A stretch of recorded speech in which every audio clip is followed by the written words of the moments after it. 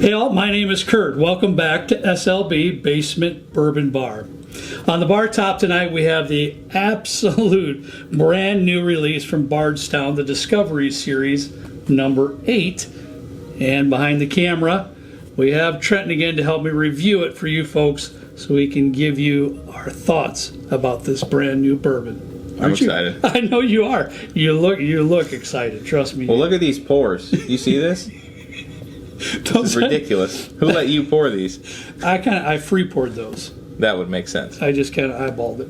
And I do, your mother said that too, that, you know, you only live 15 minutes away, but still, you probably shouldn't drink your own glass. Probably not. They are a little heavy, so I apologize for that. At any rate, we just got back today. Today is Sunday. This is the day before this video is going to release on Monday morning. So we just got back from Kentucky where we had a great time. We did have a good time. Yeah, we went to Nulu. And we had a great time with the guys down there at Nulu, and we picked out our next barrel pick. And it was really, really good. For more information on any of our barrel picks, you can go to our link in the description of every video, correct? Yep. And go to our Patreon page, and you can find all the information you need there. You said page, you didn't say program. Look at that. I'm getting better. I'm getting better. It takes time. Yep. It takes time, but I am getting better. So what I want to do right now is Trenton's going to give you an up-close and personal shot here with the camera right on the bottle while I read a little bit of information directly out of the Bardstown website on this brand new release. All our Discovery Series releases push the boundaries of whiskey innovation, but Series number 8 takes the program to a new level with our most complex creation to date. We start with an artfully crafted blend of Kentucky bourbon, 2 Indiana ryes, and an aged Canadian whiskey. We then add a custom selection of 5 oak staves that were created specifically to enhance the unique flavor of our original blend. The staves provide nuances that range from French toast to vanilla to Rioja barrels.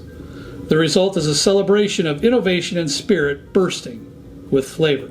Okay, buddy, we didn't have a whole lot of time. I mean, we did pick this up in the gift shop down at Bardstown when we were in Kentucky, but we didn't have a whole lot of time to look at this. So let me just read this off to you, what's actually in the bottle. And that's what I do like. What I really like about Bardstown is all their information is right here on the label. Yep, I do like that. Whatever is in this bottle is on the label, which is a good thing. So Trent, what we got, 66% of a 12-year Kentucky bourbon. Mash bill 78% corn, 10% rye, 12% malted barley. Then it comes in with 17% of an Indiana 7-year bourbon, which I'm assuming would be MGP, I'm assuming. That would be 45% corn, 51% rye, and 4% malted barley. So a rye whiskey, but barely a rye whiskey. And it also includes 11% of an Ontario Canadian whiskey, a 12-year 100% corn whiskey. Okay. So that's a little different. And then also lastly, 6% of another Indiana, possibly and more than likely MGP, a 6-year rye. Excuse me, this is a high rye. So this is a 95% rye, 5% malted barley. Is this the first Bardstown Discovery Series with a Canadian? No, actually, no. Discovery Series 7 also had some, and I don't recall the percentage. Okay. But there was a little bit of the 100% corn whiskey from Canada. Cool. In Discovery Series number 7. I did not know that. Yeah, well, we didn't review it. Yeah. So we that's right, yeah. We didn't get the bottle till... Yeah. Not honestly, why. like probably a month ago. Yeah, I mean, we didn't get the bottle really late in our area for some reason on that particular release. So not this time. Not this time. We're ahead of the game. So a couple other important notes here, Trenton. This bottle cost us about $140 in the gift shop. So it is $140, and it comes in at 114.1 proof. Okay. So that's about all the information I can give you on the bottle. So let's see. Let's get into our glasses. We got plenty in here, so we should be able to figure this out. Yeah, we should have a good amount to smell. More than enough. Let's get some nosing on this thing. That's some nice cherry. Yeah, I'll tell you what, Trent. I had this I poured this a little bit before you came over, so it's been sitting in the glass for a little while too, which really helps me personally when it comes to nosing. Boy, that's a really beautiful nose. I definitely get some cherry notes in there. I get like some vanilla, not a ton of vanilla, just a little bit, which I kind of like. See that. Maybe a little maple. Good for you. Like a nice maple donut, you know. Wow, honey, maple donut. Huh. That's a really nice nose. It is. Maybe a tiny bit of chocolate in there for me too, but here's the thing. As far as I'm concerned, I really didn't get a lot of caramel or toffee or stuff like that. You'd get in a normal Kentucky type bourbon. No quintessential. It's not. No, it's not a quintessential nose. Boy, you're learning quick. You're doing a good job. So, but I really like it. I like it a lot. Yeah. It's pronounced. It's well balanced.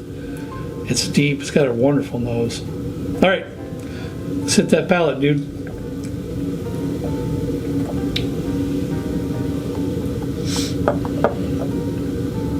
I don't get a lot of the palate or a lot of the nose on the palate. A lot of cherry, I think, on the palate. But for me, that's kind of the only thing. Maybe a touch of like a sweet maple or something. But for me, that's all that comes. And the rye spice. I will tell you that. Really nice rye spice. That's kind of what I'm picking up a lot now. I definitely got your cherry right off the bat. It was a beautiful, beautiful cherry note there for me, right off the bat. More like not like a bright cherry, but more like a Luxardo type cherry note. Really, really nice. And what got me too immediately was that rye spice with the higher rye. This is actually the first Discovery series with this much rye content. Is it? Okay. Yeah. So there's a lot of tingle on the tongue there. That rye spice hits you right away. But for me, it comes in immediately after that with that beautiful, beautiful, rich cherry note. That was the first two things that I recognized immediately. I love that rye spice on this.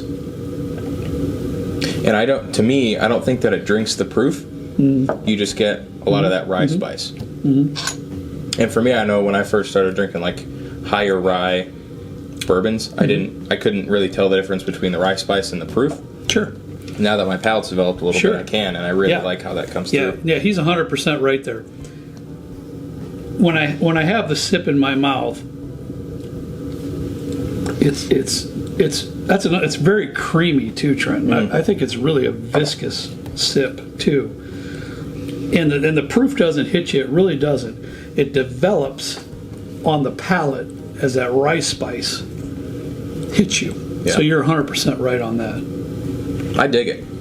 It's really, really nice. I am getting a little bit of chocolate on here too, just a tiny bit. Okay. But I think, and there's a. I'm gonna take one more sip. I don't remember how this compares to Series 7 because I didn't buy one.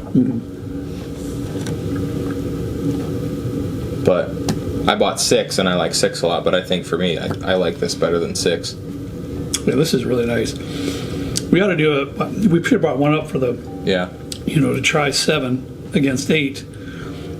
But in my memory, I believe I like this one more. I got a really beautiful oak note there too.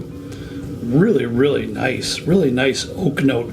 Not, just like that. Yeah. Not pronounced, not heavy, but in the background. Just right. Yeah. Just I like right that. in the back of the palate. Really beautiful oak note.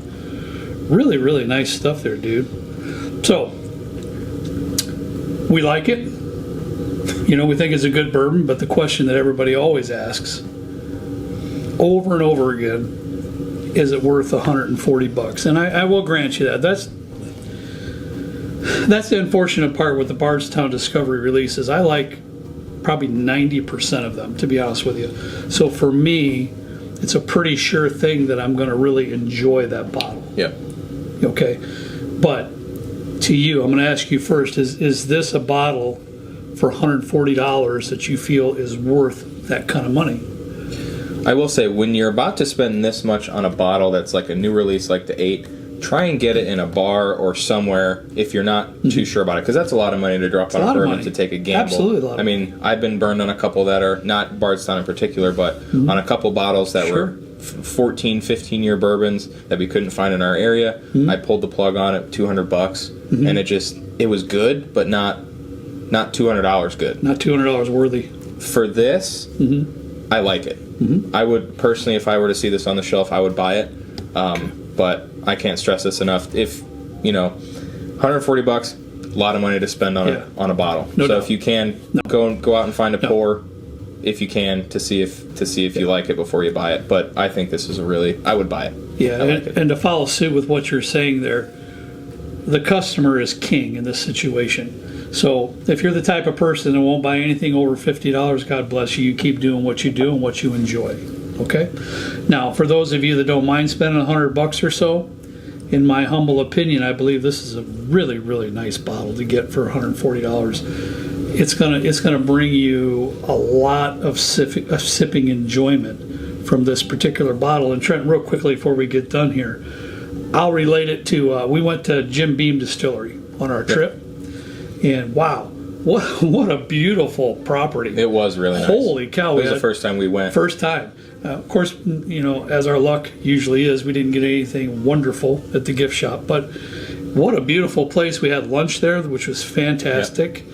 And what we did is we shared a 1 ounce pour of the brand new Booker's release, which is called Lumberyard. I keep wanting to say Sawdust, Lumberjack, I don't know. You know how I am, whatever comes to my mind. So it's called Lumberyard. All right, that's going to be coming out here real soon. Now let me just tell you this right now. I thought it was okay. It's actually a lighter Booker's, has maybe some possible tropical notes to it. But if it's $100, I truly don't feel that that's worthy of $100. Right. That particular pour that we had, at Jim Beam. To relate it to this whiskey, to this bourbon, I 100% feel like this is worthy of that price tag. But again, customer is king. You make the decision, you make the choice. We just wanted to get it out here right away so that if you see it in your liquor store, you can make an educated decision whether you want to purchase it or not. So we really hope this has been helpful for you. Thanks for helping me with this. Yep. This has been fun, good time. As always, we ask you to please drink responsibly. We'll see you next time, right down here with me in the good old basement Bourbon Bar. See you later. There you go.